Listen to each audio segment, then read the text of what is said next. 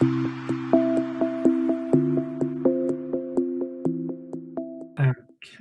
so welcome everyone. Absolutely delighted to see so many people attending today. My name is Stuart Taberner. I'm the director of the Horizons Institute. For those who don't know, the Horizons Institute is a cross-campus early stage research incubator at the University of Leeds. What we basically do is bring people together from right across the campus to address global challenges, and we start off new research collaborations to do that. We've been operational for about 18 months and we're really getting to the swing of things now. So please do come and visit us on our website and on Twitter and attend these events. Really pleased to introduce today our headline theme. So we have 4 strands of activity and this is one of them. The headline theme is a cross-campus discussion, debate about what comes after the SDGs. So we're really thinking forward to the post-2030 framework. Once the current SDGs expire, what are the new global challenges that we need to face, need to confront, and how do we mobilize research in order to do that? So it's really about the role that universities can play in tackling big global challenges beyond 2030. So we're really going to focus today on that kind of horizon scanning and that foresight. In practical terms, what these sessions are designed to do is get a conversation going. They're reasonably amorphous. That's what we want them to be. We're going to have a wide-ranging discussion with input from our 4 expert speakers today, who will each give a provocation, and then we'll go into an open discussion, which can be really wide-ranging. It's really about thinking about the future, what those big challenges are, how we might start addressing them, and how we might mobilize research to do that over the next 10, 20, 30 years. In practical terms, after this discussion, we'll be launching in the Horizons Institute a small pump priming fund, and we'll be inviting colleagues to apply to that to develop smallish research projects that bounce off these discussions and that can move us forward to developing that larger framework. We then hope to feed into the relevant UN agencies through various fora that we've already developed over the next couple of years. So try and shape that conversation about what comes after the SDGs. So just to summarize, I'm absolutely delighted to see so many of you here. I'm delighted that our 4 speakers located all over the place in different places from all sorts of different types of enterprise and endeavor, different types of experience. Really pleased to see you all, and we really hope that we'll have an exciting and interesting conversation. I'm not going to introduce people, I'm just going to go straight to the speakers, each of whom will say 2 or 3 minutes, just a kind of opening provocation before we get into discussion itself. So I'll start with Jordan Mullard, please, if I could go to you first. Hello, everybody. I'm delighted to be here, and I really strongly welcome the focus of today's session and what comes after the Sustainable Development Goals, and in particular exploring it through the lenses of culture, rethinking global governance, collaborative solutions to global health, transformative technology, and the decolonizing agenda. So my area of research and knowledge exchange is very much focused on the need to really think about combining these factors to generate the right conditions to tackle the world's largest problems and the ones that we can see approaching on the horizon.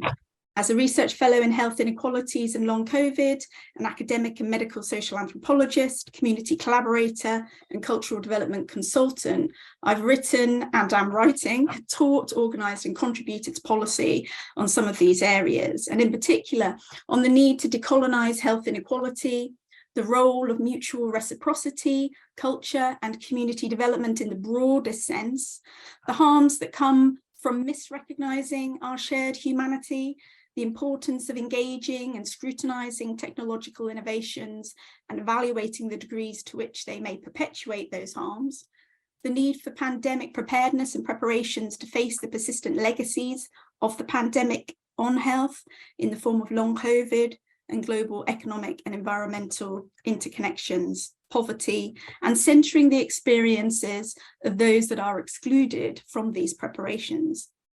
My research is concerned with highlighting the voices, the lived experience and contextual nuance felt by those at the rough end of such debates. And indeed, I think it's in better utilising and understanding that micro to macro, local to global view that can help us to see what is coming and develop the tools to minimize harm and maximize health and well-being. We live in a globally connected world where identity, cultural affiliation and meaning intersect with governance, strategies, policies, delivery and their effectiveness. And this is deeply interwoven with recognizing the harms inflicted upon the global south during the colonial period and the ways in which the legacies of that harm continue to shape our planetary and population health. And I really think that the COVID pandemic and what we're seeing now with long COVID really shines a spotlight on these interconnections and really challenges us to explore what comes next. Thank you. Thank you, Jordan. That's super. And I'm really pleased you've already brought up this whole discussion about interconnections. I think that will really feature quite prominently in today's discussion.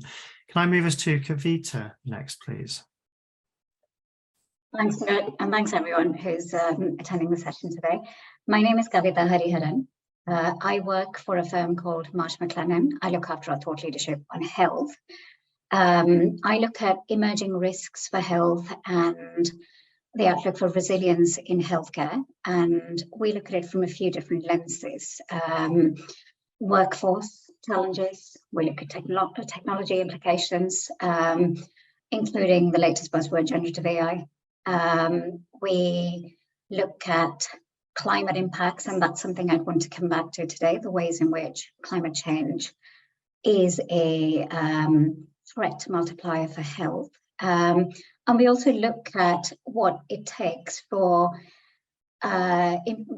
improve resilience in healthcare, both at the institutional level, but also from a systemic financial stability lens. The research that I do is publicly available, but it's primarily meant to inform my company's businesses, which include an insurance broker, a reinsurance broker, and a couple of consulting firms, and our clients. And our client groups include healthcare institutions, health insurers, life sciences companies, and also employers who are interested in the health and well-being of their employees and the ways in which, for example, climate change might affect the conditions that make, for example, certain employee populations that have historically been more vulnerable to health impacts and that are typically also underserved by a lot of healthcare infrastructure. They're interested in what it means for the health and well-being of employees, productivity, and the ways in which that can disrupt the delivery of healthcare and other services, the ways in which it can disrupt research and manufacturing, for example, of medical devices and pharmaceutical products, and also the ways in which it can increase healthcare costs in a way that we can't necessarily predict well in advance, because climate impacts on health tend to be widespread, but also can be unpredictable and surprising in many ways because of the complexity and the interconnections of the mechanisms involved, and because the way the effects materialize are going to depend on how we adapt, which is also something we can't predict with 100% accuracy. So I think it's going to be interesting to come back to some of these issues and see how they intersect with some of the other research topics of interest for this panel today. Yeah, thanks so much. And I think that nexus between climate and health is one that a lot of colleagues at Leeds are working on, and you know, obviously in other universities as well. It's really emerging quite strongly, isn't it, as a key issue. And going back to Jordan's point as well about vulnerable populations and underserved populations in healthcare, you know, that's really interesting as well. And complex interactions, I think, is obviously emerging as a bit of a topic. If we could move to Ravi, please. Hi, I'm Ravi Gurumurthy. I'm the CEO of Nesta, which is the UK's Innovation Foundation for Social Good. So we work on three main missions: a sustainable future, a fairer start, and a healthy life largely in the UK. We also have something called the Behavioural Insights team, which is a global team working on a range of issues in developing and developed countries. I'm going to be speaking partly with that BIT, Behavioural Insights team work in mind, but also my background, which was at the International Rescue Committee, where I spent 6 years working on conflict and displacement and questions of forced migration. So what next for the SDGs? My quick provocation on this is that I think the SDGs have been a very useful fiction, in the sense that the fiction is that we get together, all the countries kind of agree some goals, some aid flows, and as a result of that, development happens. And we all know really that development doesn't happen based on that process. Development happens based on a political bargain that ruling elites often make to do certain things that involve taking risks and sharing rewards, and a whole set of other kind of conditions. So it's not really the main action.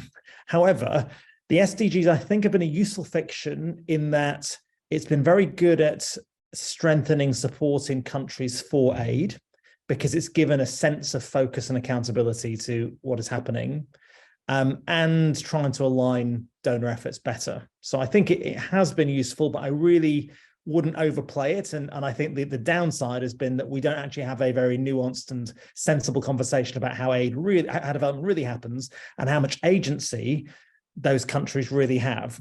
So it slightly, I think, strengthens a rather paternalistic, aid-centric view of how development happens. So that's my sort of pro and con. In terms of where things might go, a few quick thoughts. One, based on my background, I do think that the questions of conflict, migration, and fragility are fundamentally underplayed in the SDGs. And I think that's worth addressing more directly. I think the second thing is, if we were, one of the constant concerns is that the SDGs are a long laundry list of whatever it's 169 targets or something in 17 goals.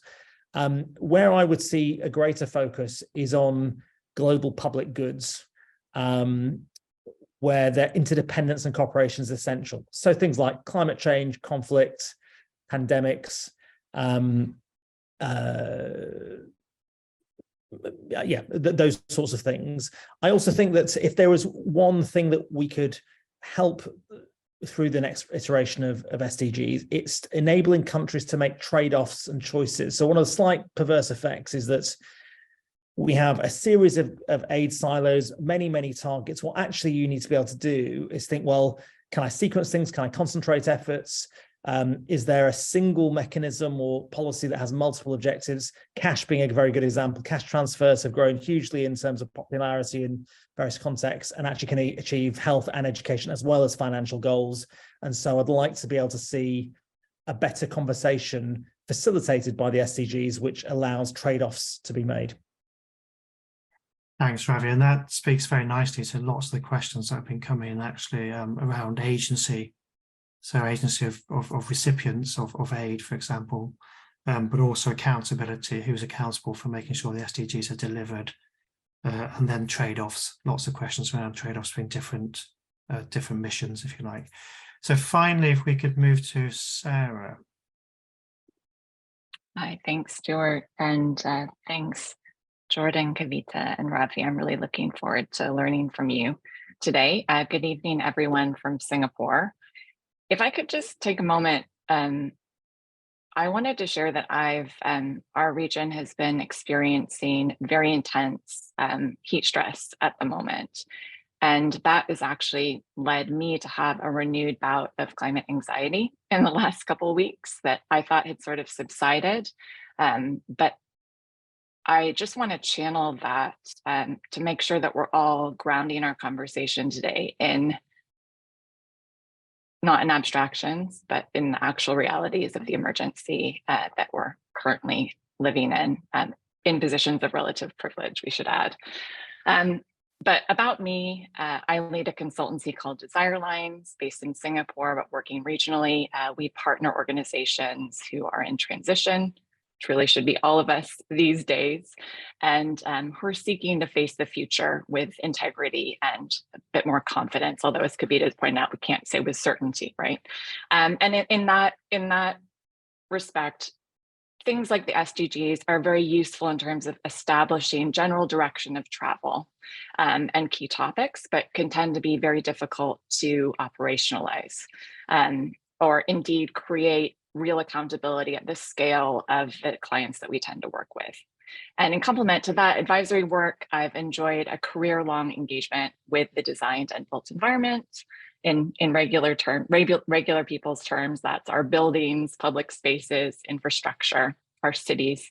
And this interest continues through my extracurricular curatorial and writing projects, including most recently Flourish, Design Paradigms for a Planetary Emergency, co-authored with the wonderful London-based architect, Michael Pollan.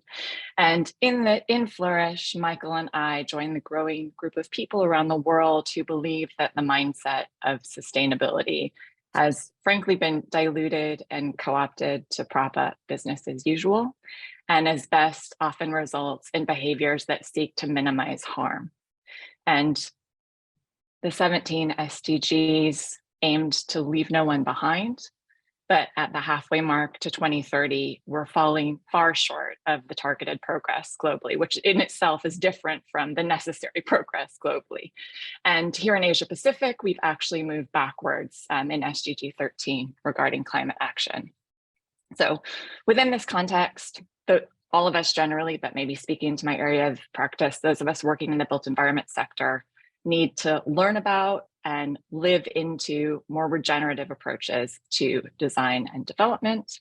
And in terms of Stuart's request that we give an opening provocation, 3 key dimensions I'd love to spend time talking about together with all of you today are how we can reorientate our economies and policies around sufficiency. I know this is a dialogue that's emerging in places like France, and the well-being economy, which has found more traction as a concept globally. What does that really mean? What does that mean in terms of the relationships that colleagues have already referred to between the global North and global South, former colonizers? Next, I'd love us to talk about solidarity. How can we find common cause? How can we build effective coalitions? And how can we avoid the traps of minimized agency? Stuart, you're talking about agency, and pluralistic ignorance, which leads all of us to believe that no one else is as concerned as we are. And how can we hold ourselves and others accountable? And finally, I'd really like to encourage all of us to think about how we can align with plans that already exist and are ready to implement. I know so much of so much of my education and kind of what's been valorized in my professional sphere is all about novelty and coming up with fresh new ideas. But I actually feel there are a number of plans that are reality-based plans that we can work with to take forward. And I'd be happy to talk about that more during the discussion. Thanks. Thanks so much, Sarah. And I'm really delighted with your last point about novelty. It's one of my absolute bugbears being a researcher in the university, where we're always being pushed for originality and novelty. And so often the solutions are just there, but we just don't pick them up and run with them. So there's a real pressure to do something new when actually what we need to do is recombine what's old and deploy it in different ways. And I think that's a really fascinating area for discussion that may come up a little bit later. Also, just picking up some of the other points around groundedness, the importance of actually being grounded in social reality when we have these discussions, that things are changing around us and it does impact on real people in real places, I think is really, really important. And uncertainty you mentioned as well, that we can't know the future, but we can think about what it might look like, and that's really important. I'm going to open up the discussion to the 4 of you in the first instance, if that's okay, and ask you if you'd like to respond to each other. Just off the top of your heads, anything that's jumping out from the other contributors that you might like to pick up on and start a discussion around. And I'll just open the floor to the 4 of you. Just speak up. Yes, go on. Go on, Jordan, please. Hi, I really enjoyed all of your provocations. I thought they were really interesting, and there's a lot of overlap and similarities, I think, in the things that we've said. A couple of things I'd like to ask about. Sarah, you mentioned stepping forward with integrity, and I just wonder whether you could unpack a little bit more what you mean by integrity, because I think given the conversation about the importance of lived experience, the importance of context and real realities on the ground, how can we ensure that that notion of integrity is the same for everyone? So how can we kind of understand that in particular and nuanced context globally, I'm talking. The other thing which sort of relates to that is Ravi's comment about social goods. And I just think that's such an interesting and important way of thinking about the kinds of policies and the ways in which we develop policies and the ways in which we confront those realities. So I wondered if you might talk a bit more about that. And Kavitha, I'm sorry I'm asking you all something, but Kavitha, you mentioned that issue of uncertainty and that we can't predict the future. And I think that's where our fragility rests, isn't it? That we can't see what it is that's really coming across the horizon. We may have some very good ideas about it, but we don't know necessarily, or perhaps we're not very good at understanding what they look like when they hit the ground. So I just wonder whether you might talk a bit about the ways in which your organisation aims to sort of tackle that uncertainty going forward. I hope that's okay by way of questions. That's brilliant, John. Thank you. I'm going to frame that, if you don't mind, into a single question around integrity, solidarity that was also mentioned, and social good in uncertain times. How do we create those abstract values, if you like, in times that are very uncertain for lots of people? And just open that up to all of you, really. But that's a great provocation to start us with. Thank you, Jordan. Sarah, do you want to come back first, since you were cited first? Sure. When it comes to, thanks, such good questions, Jordan. Thank you.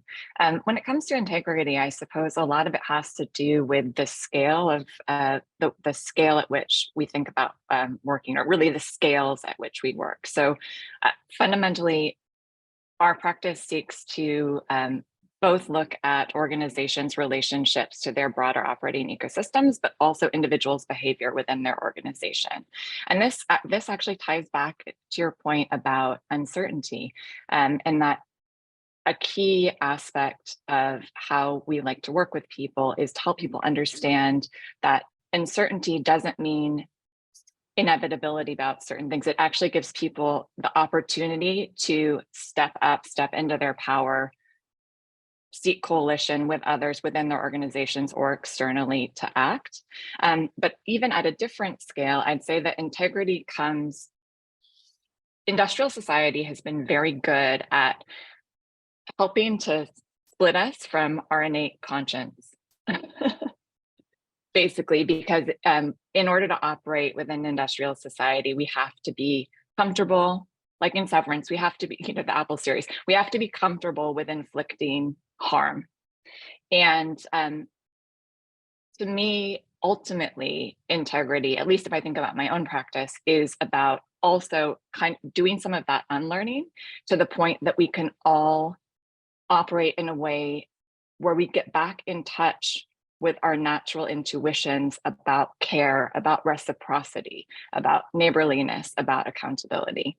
So there might be some psychologists or sociologists in the audience who might want to respond to that in terms of like latest theory, but in terms of practice from an advisory capacity, that's what integrity means to me. Thanks. Ravi, do you want to come in? Yeah, sure. I'll sort of pick up on the sort of public good point. I think the first thing is that I think the conversation becomes very different with countries when it's a conversation about interdependence, when now generally things that are shared, and it changes the dynamic, because otherwise it can quite easily become a slightly lecturing, hectoring conversation about why you've not met your targets to improve your education system. Whereas I think when it's about the fact that pandemics or migration or climate change require collective action for us all to be safe, the sort of tone of that conversation is very different. I think it's more productive. There's also, because there's just more legitimacy. So I do think it's one way out of this question about decolonialization, because I think it's always going to be more legitimate to talk about collective action issues and public goods. So that's where I would suggest a focus. That's not to say that there's not going to be sensible conversations that donors want to have with individual countries about things that are only national goods rather than global collective goods. But I think it's more likely to fit with a sort of post-colonial way of doing aid and development in future if we make a bit of a separation. Yeah. Thanks, Ravi. Kavitha, would you like to respond as well? Of course. Thanks, Stuart, and thank you, Jordan. I'll pick up on that point about uncertainty and how to prepare for that, or how to prepare for, say, unpredictable shocks and or accumulating stresses in a context of uncertainty. And I think it isn't just about the uncertainty, it's also that a lot of the clients we work with, for example, they're also in a context of other pressures that they're firefighting. So, for example, during the pandemic, it wasn't just a pandemic that a lot of healthcare institutions were having to cope with. It was also a workforce challenge. So part of the uncertainty is that we don't always understand what the cascading risks are. We don't always understand how we're going to experience how a risk is going to materialize, what are the functions that it might affect and to what degree, for example, and what are some of the cascading effects of those disruptions or delays, etc. So there are a couple of ways to think about it. I mean, the way not to think about it is to either be complacent or be overwhelmed by it. And I think the overwhelm is actually quite real. We hear that from a lot of clients, for example, that, you know, we're firefighting on multiple fronts. We get, for example, that climate change is a really important problem, but it's not right in front of us. And there's a bunch of other problems right in front of us that we have to deal with. To which what we typically say is that the next unpredictable shock, which may or may not be for which climate change may or may not be a risk multiplier, but the next unpredictable shock is not going to be very considerate and very thoughtful and hit only when we're ready to deal with it, right? And we might have multiple shocks happening at the same time, for example. So the way we advise our clients to think about it is to think of resilience as a journey, as a process, rather than a destination, rather than a kind of binary tick box exercise, and also to think of resilience as an all hazards approach. So you don't necessarily think in terms of preparing for and responding to and recovering from just a pandemic as one type of hazard, or to an extreme weather event. You take an all hazards approach and you try to think about what are your points of vulnerability, which, for example, are your employee populations that are more vulnerable, are particularly susceptible in the event of a heat wave, in the event of a pandemic, for example, which are your critical business functions, for example, that actually need to continue operating in the event of an extreme weather event, which are the ways in which your service capacity will have to adapt in the event of a sudden surge in demand for healthcare, for example. So the idea is to think about points of fragility and what can be done to mitigate those, to think about what the potential exposures might be to different threats. And we think in terms of the probability of those threats materializing, but also, in terms of the impact, even in the event of even in the case of a low probability event, for example. And then the idea is to think about mitigating those vulnerabilities, understanding those exposures, and figuring out which of those you mitigate, which of those you basically manage, which of those you can potentially transfer the risk by insuring. So those are some of the ways to think about this kind of uncertainty. And the other thing I would add to this is just kind of going back to a couple of points that Sarah and Ravi have mentioned. It's actually really important to think in terms of practical examples. So I was talking to a client yesterday who had a really simple, but actually a very practical guide that they've set up. They've basically tried to formalize a lot of knowledge that was previously in the heads of a few people, but during the pandemic, they realized that that wasn't enough. A much larger number of people and some of their partners, etc., some of the people who supply products to them, etc., also needed to be brought into the fold in order for the organization to be able to respond to a pandemic. So they tried to formalize a lot of the knowledge that they had, and what they've come up with is actually something really, really simple. So they've figured out a scale by which something can be kind of it can rate 1 on the scale of a crisis, and they have examples of what a scale 1 crisis might look like, all the way up to a scale 5 crisis, and then they've thought through which are the people within the organization and outside the organization who need to be brought together to come up with a plan to respond to this crisis, what sort of communications need to be done internally as well as externally, which sorts of functions need to be activated, prioritized, what might some of the fallouts be, some of the cascading impacts might be, as I mentioned earlier. And what they realized is that just the process of actually going through this exercise of planning has been incredibly helpful, because they've figured out what some of the internal dependencies are. They've figured out what some of the assumptions are, and then some of those assumptions don't actually hold when a real crisis happens. And they've actually been able to build some of the networks and some of the connections which make it possible to come together a little bit more easily in the event or during a crisis than if you were having to build those connections from scratch. So, and it also made them better at sympathetic to the operations. I'm just going to bring Sarah in, because I think Sarah wants to respond to something you said a few moments ago. Yes, hey, sorry, thanks so much, Stuart. Oh no, hi. Kavitha, I was just thinking, the private sector is so fortunate to have great minds like yours and your colleagues. I mean, really.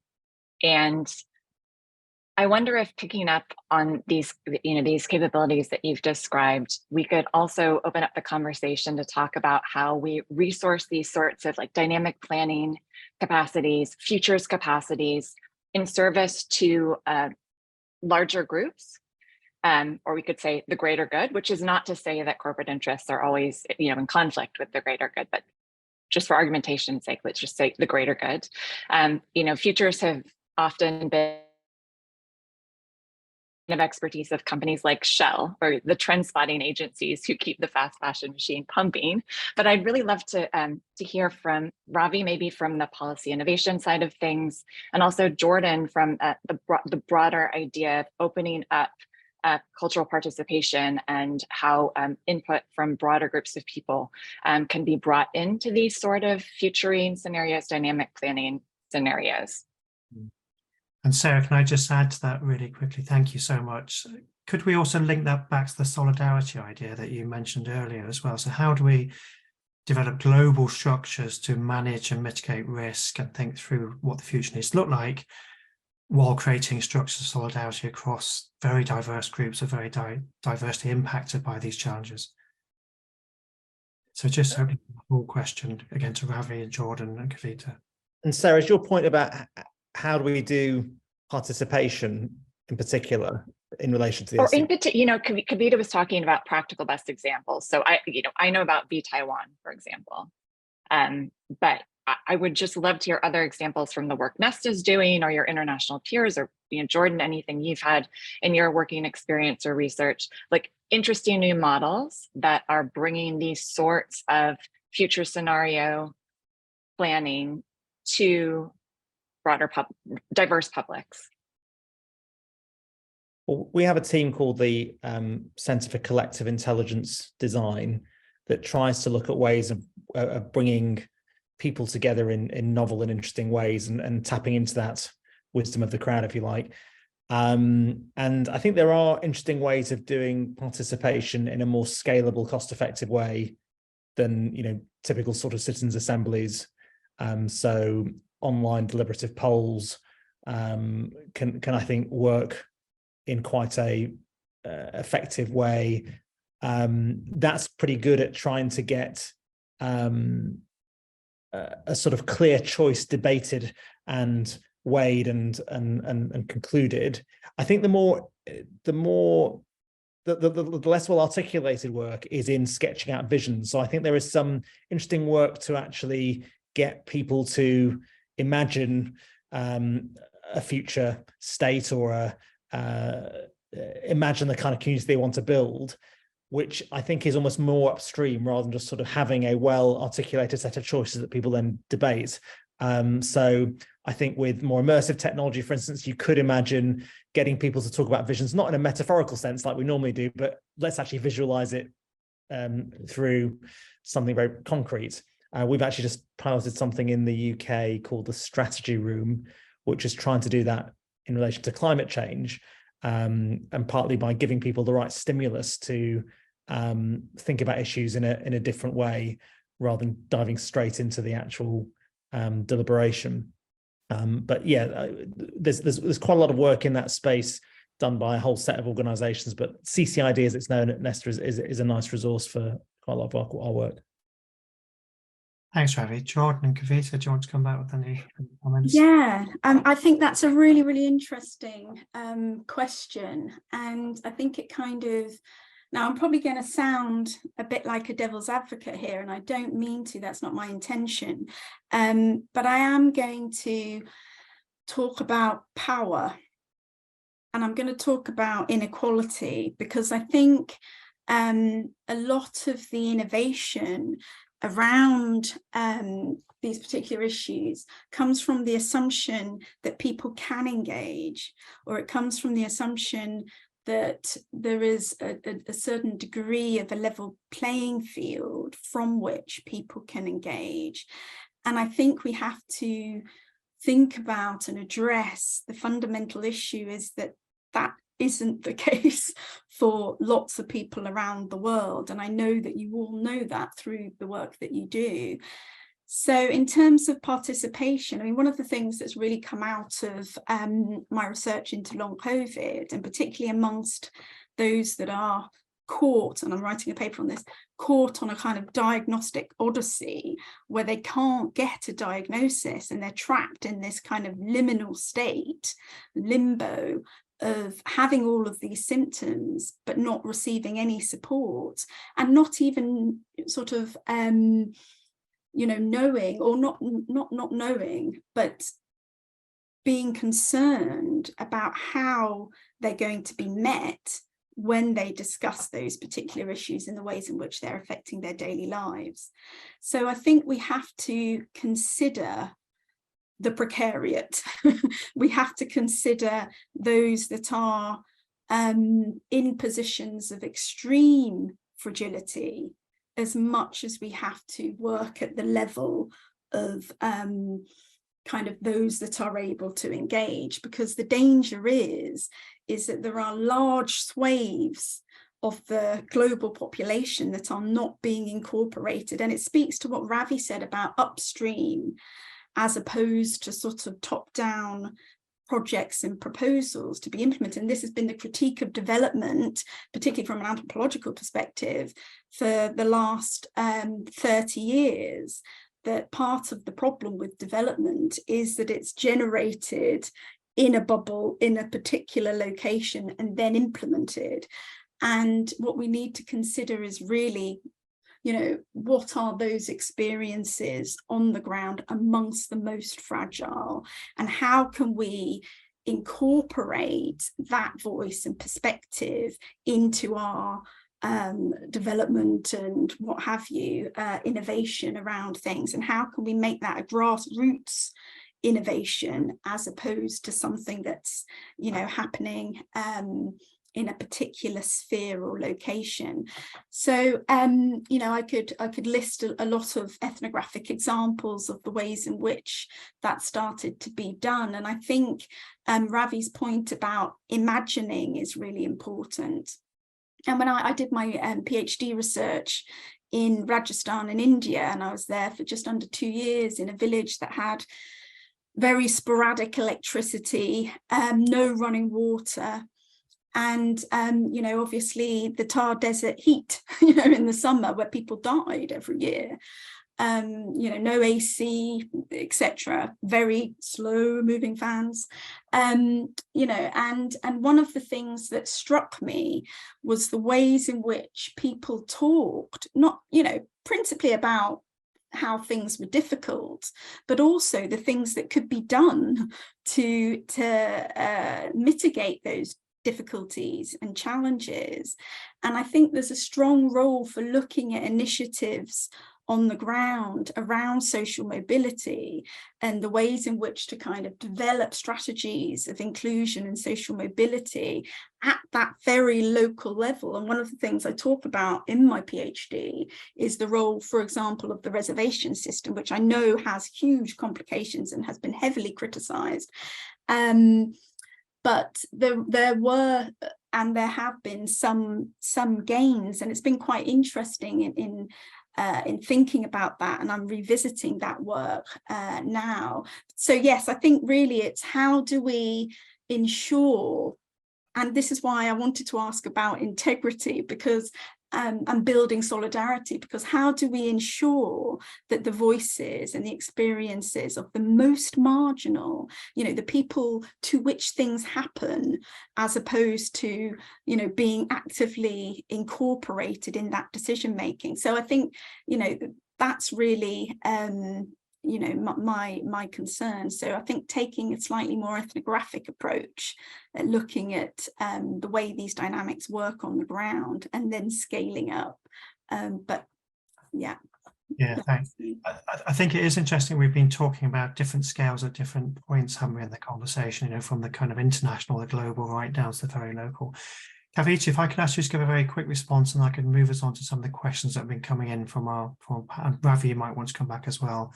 And then I'll drip feed some of the questions in that have come from our audience. So Kavitha and then Ravi. Yeah,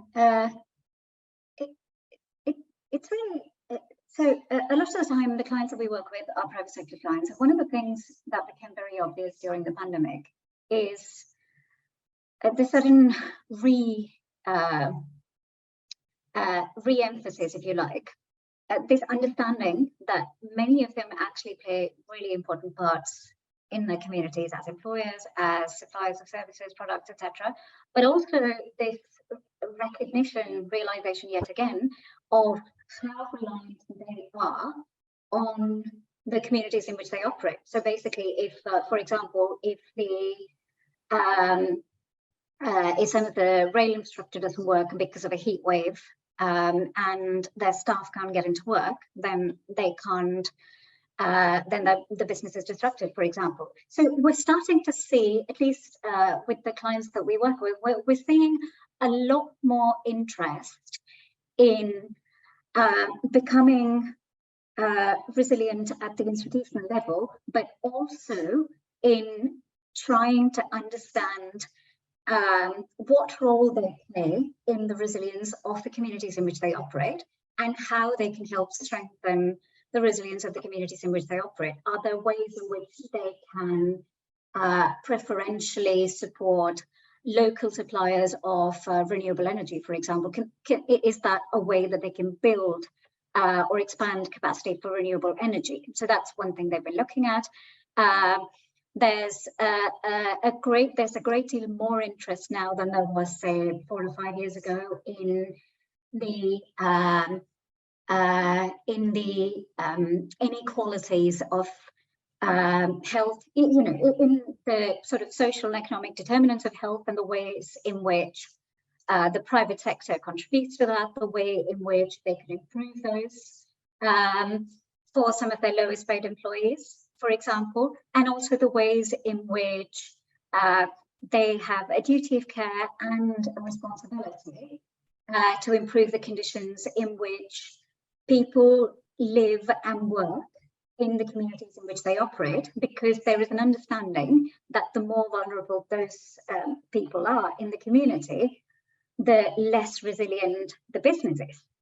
So I think that is actually, I've actually been very, you know, it's been quite hopeful actually listening to that, because there is a real understanding that they are a part of the community. There is a genuine sense of solidarity there, and because it's aligned with the business's own interests in continuing to operate in a sustainable way, I actually have some hope that we're going to see some real solutions come out of this. Thanks, Kavitha. Ravi? So yeah, this is my comments relate to the question about power and community participation at the local level rather than the global. And I think it's interesting to see what the evidence suggests on this over the last 20 years. So for around 20 years now, there've been a variety of really rigorous randomized control trials on things like community-based reconstruction and development. The International Rescue Committee was involved in one in Congo. And what it tends to show is that those programs upgrade the physical capital of those places, but the social capital, the community solidarity, if you like, does not really get affected much by that attempt to be more inclusive and get the community involved. Even though, you know, many researchers and practitioners found that sort of normatively attractive. What I think has been interesting, though, is the evidence, for instance, from Sierra Leone on reconciliation ceremonies involving the community. And Sierra Leone actually is a very interesting war in its own right, because it wasn't an ethnic conflict. It was a sort of rebellion by the powerless against the powerful. It was young people rebelling against tribal leaders. And the sort of trial that involved things like bringing a whole community together, doing a ceremonial bonfire, really trying to work with these villages to bring a community to sort of face up to the war crimes of the past, had really interesting effects. So, you know, I think 30% more forgiveness against combatants as a result of these things, people participating more as teachers or in parent-teacher interactions and other locally relevant measures of social capital. So I do think that you've got to take quite an evidence-driven approach to this question about power and community participation. And there are some things that frankly just aren't worth it given the cost and the lack of effects, but there are some that are quite promising. But there's probably a long way to go in terms of the research. Thanks, Ravi. Jordan, I'm going to ask you to hold for just a second, because I think what you are about to say may feature in the question I'm about to ask, if that's okay. Ravi, thank you also for mentioning culture. That's come up an awful lot in some of the questions that we've had in from the audience. And I will come to that culture question in due course. I did want to just drip in a question that's come from the audience that I think summarizes some of these discussions. I think, Jordan, you may want to respond to this first. We've talked a lot about power, agency, inequality, and development. And a question that's come out, or a cluster of questions that's come out from the audience, is around that fundamental contradiction, potentially, in the SDGs between the target of economic growth and development on the one hand, and things like climate devastation, deforestation, environmental degradation, etc. on the other hand. And I want to ask you, because this has been, I think, kind of underpinning lots of your discussion so far, that contradiction between potentially two different goals. And I want to ask you to think a little bit about, can we reconcile those two things? Should we reconcile those two things? Does it go back to the integrity question, public versus private, etc.? It's been haunting the conversation so far. Jordan, do you want to come in on that one first? Because I suspect that your previous comments may be linked to that, or I'm completely wrong.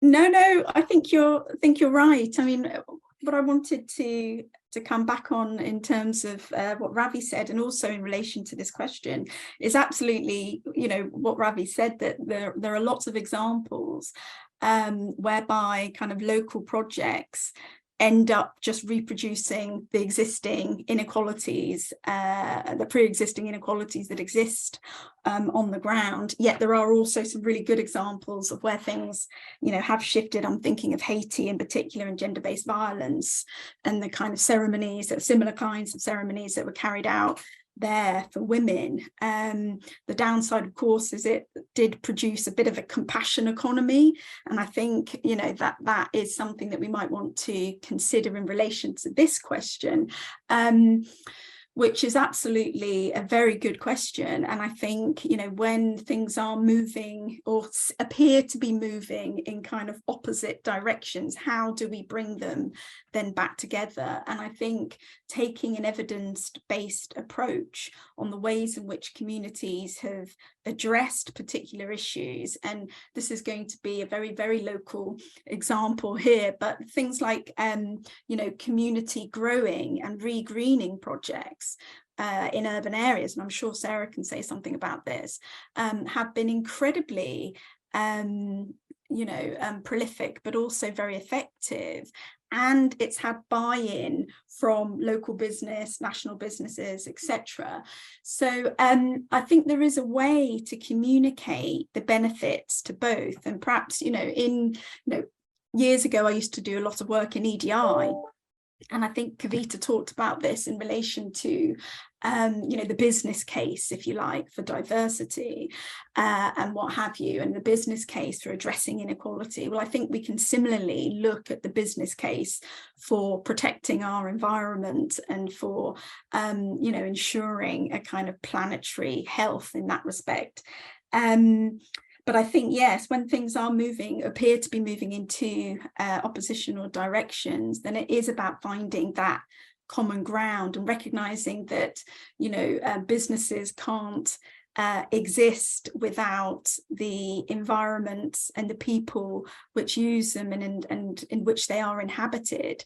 So recognizing the interdependence between you know, global economics and productivity, as well as, you know, environmental preservation and conservation go hand in hand. So I think really it's a question of how do we evidence what works, and how do we get buy-in from you know, big business, for example. And I'm sure there are others that would have things to say about that as well. Yeah, thanks, Jordan. So I'm going to put the question really pointedly. Should we be pursuing economic growth at all? Depends who you mean by we, right? I think that's always a really important. We've been dancing around scale this whole time, but we also, I'm not sure if all of us have fully established our positionality on that. I would say, speaking from where I am in Singapore, you know, we're one of the most equatorial countries in the world, but I think we would fall, if you look at developmental indicators, we would fall squarely in global north categorization, despite our position as a developing nation in COP negotiations. But so I think just to speak from that position, I'm really glad that really glad that the audience have brought this up, and Stuart, that you've drawn us back to this. I mean, we've already breached 6 out of 9 identified planetary limits. So when we're talking about the global balance, no, we shouldn't be looking at economic growth. But when we're looking at you know, redressing, making reparation for vast injustices that have happened on a global scale, then yes, certain parts of the world should absolutely be empowered to be able to grow selectively, ideally resourced in terms of, you know, relief of unpayable debts, transfer of IP in a way that allows people to, you know, people and organizations, institutions in those places to leapfrog.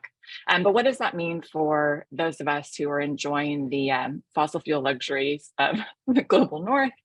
I think that, you know, maybe taking Jordan's cue on some examples from the built environment, I really think we have this thrilling opportunity to reorientate our systems to meet human needs and to achieve social progress and to restore our ecosystems.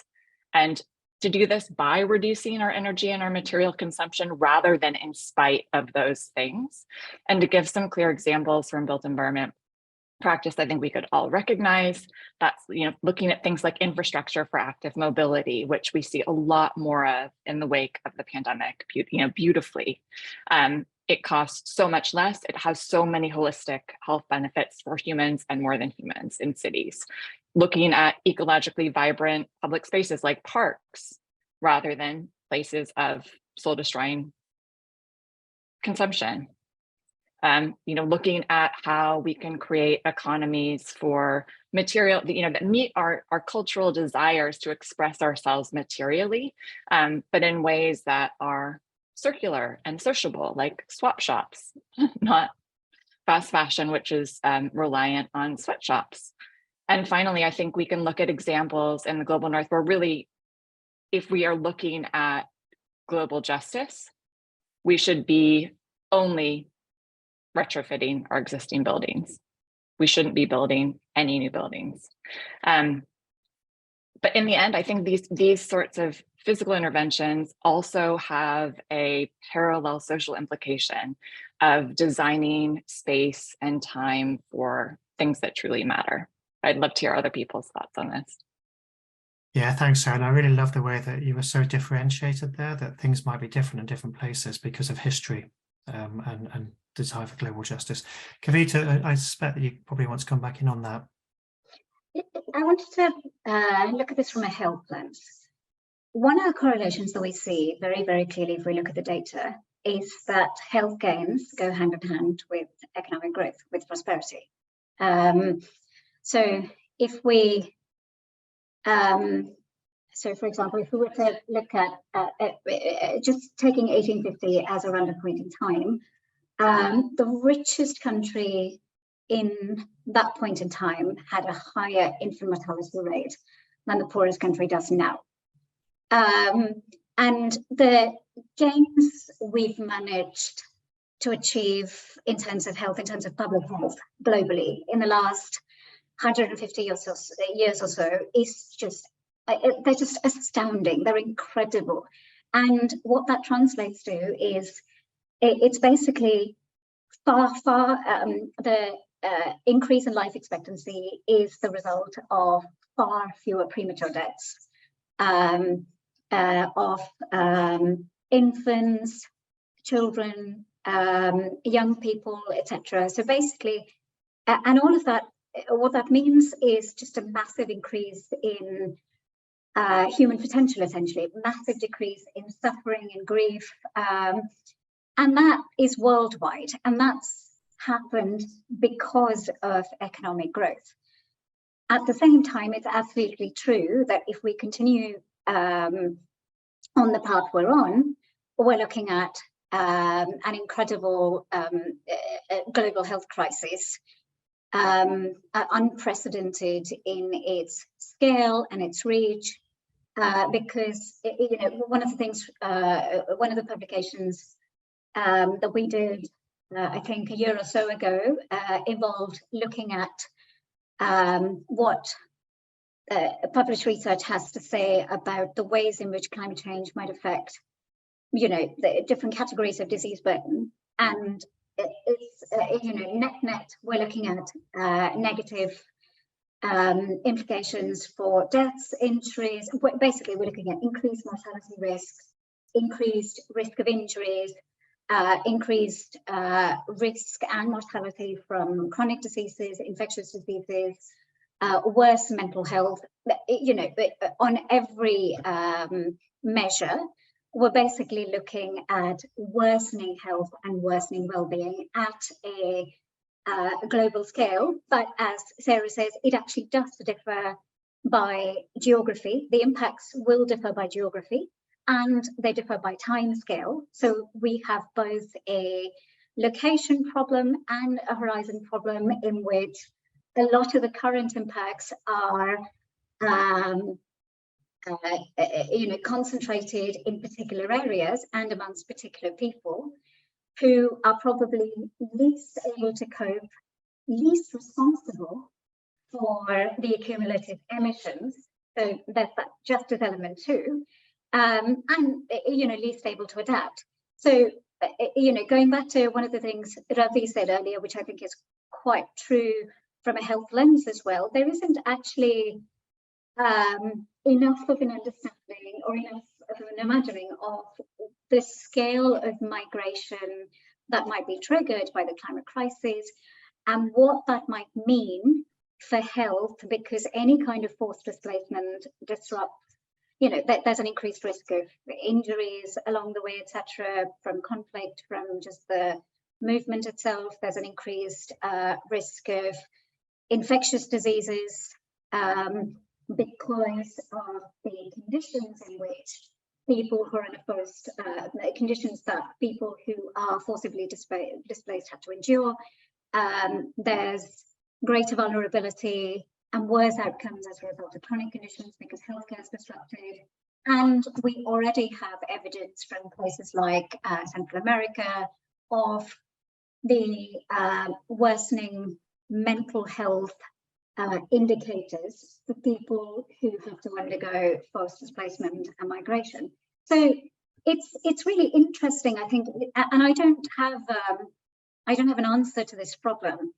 The economic growth that has given us massive health gains is also putting us, it is also a risk multiplier through climate change for future health, particularly of the most vulnerable populations. And I don't know whether there is a way of actually squaring this particular circle, but I do think, as Jordan mentioned, it's really, really important to think of kind of discrete populations and the impacts on those populations, and then think about what's the best ways to mitigate those risks to help those people adapt. Because otherwise we're looking at just an unimaginable level of human suffering. Thank you. So in a few minutes, I'll move us on to think a little bit about governance, so global governance. So I think a lot of the questions you've been talking about a very differentiated landscape for risk, and people impacts are very different in different parts of the world. How do we think about a global governance structure in terms of SDGs that can cope with that highly differentiated structure of power and impact? But just the moment, Ravi, I'll let you come in as well before I ask my next question. I would like to turn us to culture, because there's been lots of questions around culture. So culture, cultural heritage, natural heritage, these don't really appear very much in the SDG framework at present. What is the importance of those things? What is the importance of the future of those things? How can they influence and change the landscape for the better? These seem to be kind of quite key questions that I'd like to move us on to now. But Ravi, do you want to come back and respond to Kavitha's comment before we go to culture? Yeah, I just want to come back to this trade-off between economic growth and, say, biodiversity and climate change. I think it's worth remembering that the climate change conversations we've had over the last 20 years have often been very, very hampered by a perception that it's been a backdoor attempt to hamper the growth ambitions of India and other countries. So if you start talking about, well, have we got to the limits of growth, you open up a really dangerous can of worms. I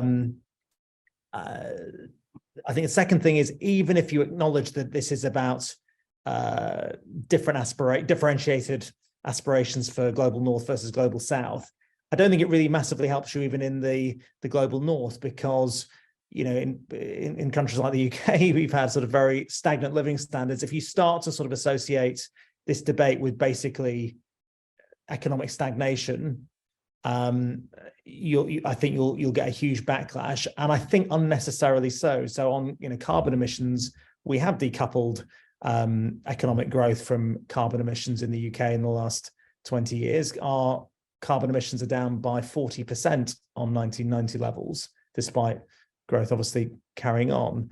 I think biodiversity is actually harder, and I think we've got weaker answers on that front. But I think the basic answer has to be, we can grow the economy. It is possible to do it in a way that is within the environmental constraints we have. But I think we have to make those constraints hard constraints rather than nice to haves. And that means, putting into place the right pricing and regulation and other mechanisms to do that. Otherwise, it is just sort of rather Panglossian words. Yeah. Thanks. Sarah, do you want to come back on that quickly?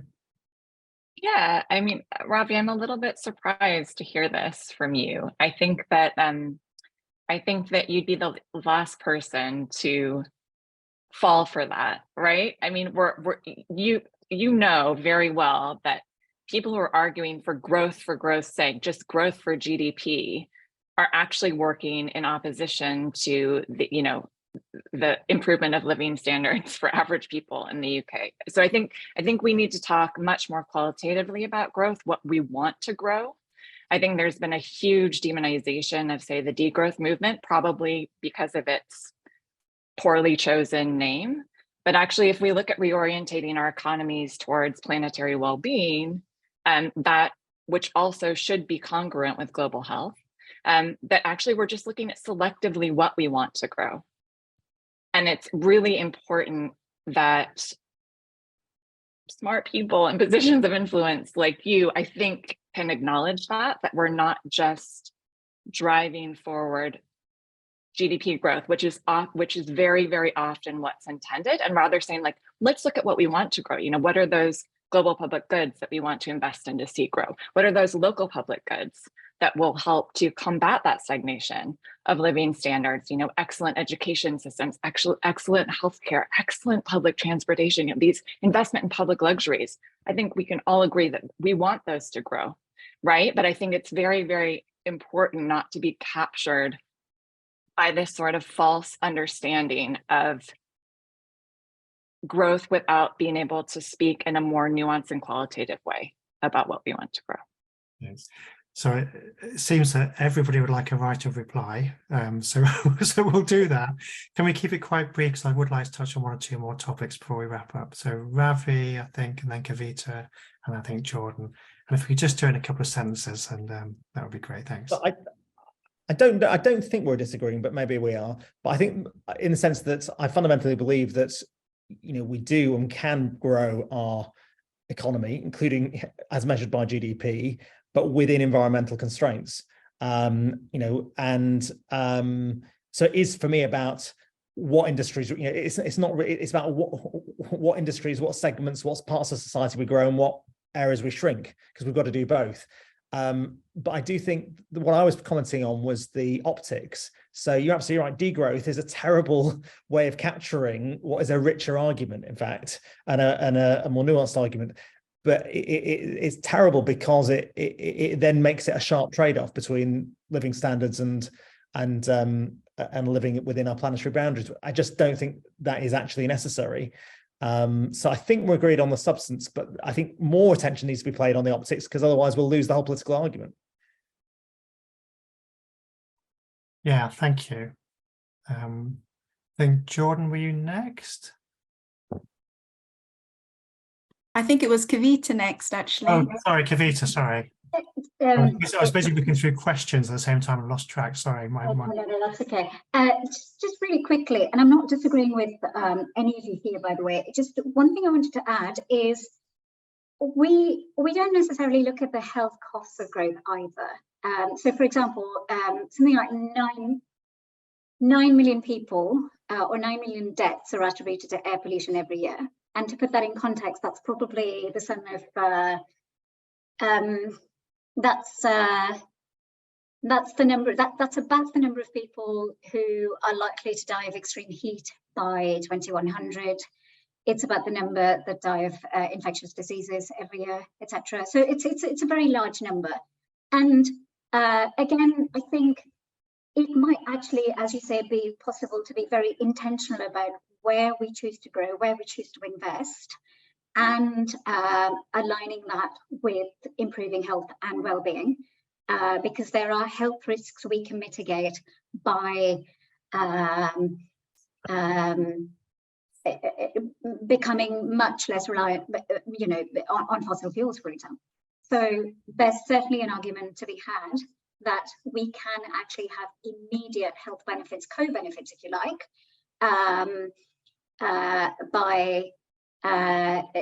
through climate action, And I just wanted to add to that because I'm a bit worried that what I said earlier might have framed the trade-off in far too stark a form. It's actually much more complicated than that. Thank you. Jordan. Yes, I think complexity absolutely is the key word in all of this. Yeah, a couple of things, and then I am going to move on to culture actually, because I think it answers one of the questions that was already posed. But firstly, what Ravi said about political will. And I think ultimately for any of this to work, we need political will. So it's a question then of how do you not alienate those with political power, right? On the one hand.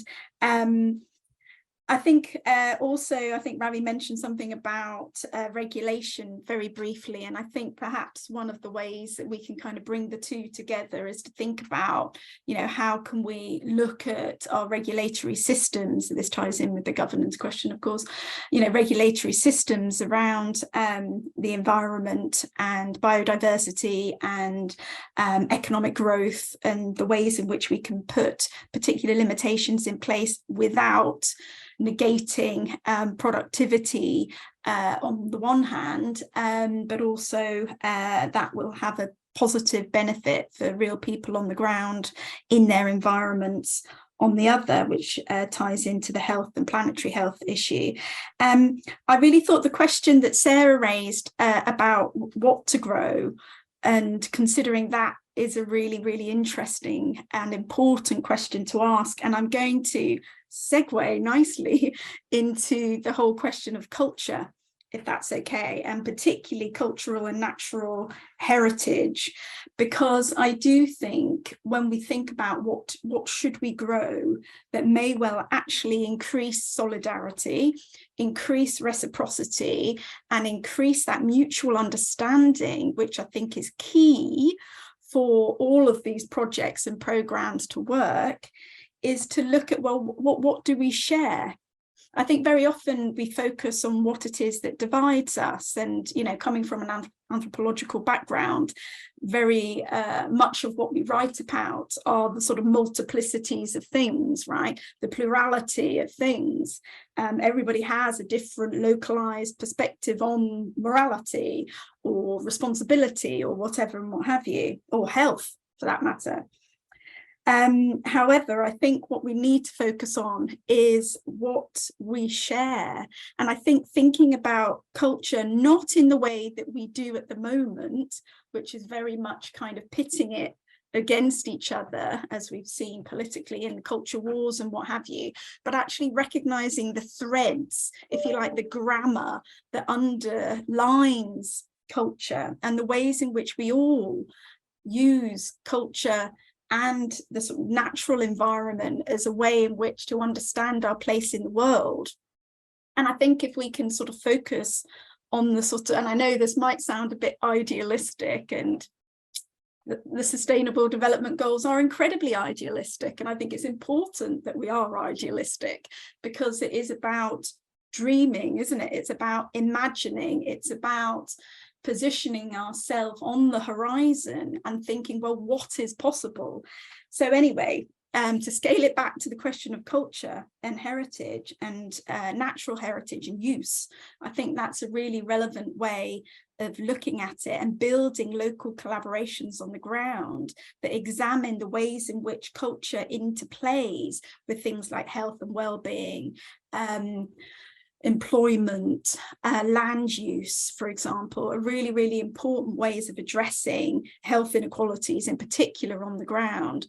So, you know, I suppose as a provocation, you know, what do we think about culture and the role of culture in some of these broader debates? Thanks. Thanks, Jordan. That's super. And I like the way at the beginning of what you were saying, you were touching on universal values and universal goals, which has been kind of implicit throughout the conversation. And of course, is massively implicit in the SDGs. And part of our conversation has been slightly differentiating and nuancing that universalism. So I'm really grateful you brought that up. I would like to re-throw out your question, what is the role of culture? Some people would argue that culture drives everything in terms of the SDGs, or culture and behaviour at the heart of everything. So Sarah, Kavitha, would you like to come in on that question? I don't know who came first there. I wasn't. Kavitha, do you want to go first? If you go first, and then. Happy to. I think one of the famous lines attributed probably to Peter Drucker today is "Culture eats strategy for breakfast." So culture does matter enormously. One of the things we've been trying to emphasise from that same risk and resilience lens is the importance of this culture of well-being and of resilience at the institutional and at the systemic level. Because a lot of the time, that's actually not what's at the centre of a lot of institutions. So, for example, a culture of well-being in an organisation would actually mean that the organisation looks at what are some of the underlying causes of employee ill health. Some of those are going to be related to the workplace. Some of those are going to be related to the conditions in which they live, work, study, etc. But then asking what the organisation can change and the ways in which the organisation can influence policy changes, more broader changes that actually improve the health and well-being of the people working in that organisation, their customers, their supply chains, etc. And that can actually be quite powerful, because a lot of these supply chains might extend to countries which are less well regulated, where the conditions of the conditions that promote health are probably less prevalent. So you can have that, starting with the culture of resilience and with the culture of well-being, you can actually have far-reaching changes by being focused on those as goals and by collaborating with the right set of stakeholders. And that collaboration, I think, is really, really important, because these are kind of all hands on deck problems, and I don't think any one stakeholder can solve any of these problems. It gets too overwhelming, and the impact of any one stakeholder is going to be too limited anyway. So perhaps one way we can drive back to that solidarity point that different panelists have made at different times is actually just convening different stakeholders together, getting them to see the ways, the interdependencies and the interconnections, and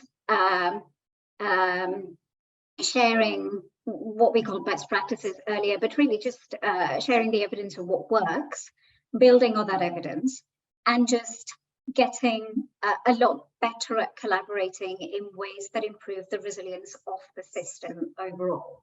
Thanks. Sarah, do you want to come in quickly? And then I've got one final question to ask all four of you that will be very brief before we wrap up. Yes, thank you.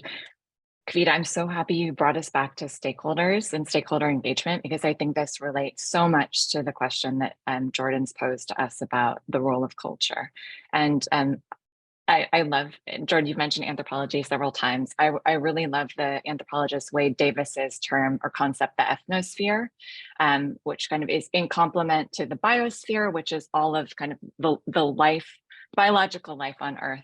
The ethnosphere would be all of social cultures on Earth. And I would argue that a kind of cultivation and regeneration of our ethnosphere is essential to us finding our way forward and be able to regenerate and care for the biosphere, which sustains us in turn. And I think that, Kavitha, your point about stakeholders, Jordan, I was thinking about, the need to provide adequately resourced processes that invite in populations who've been traditionally excluded and disenfranchised. I mean, if we look just at the metrics of resilience, resourcefulness, right?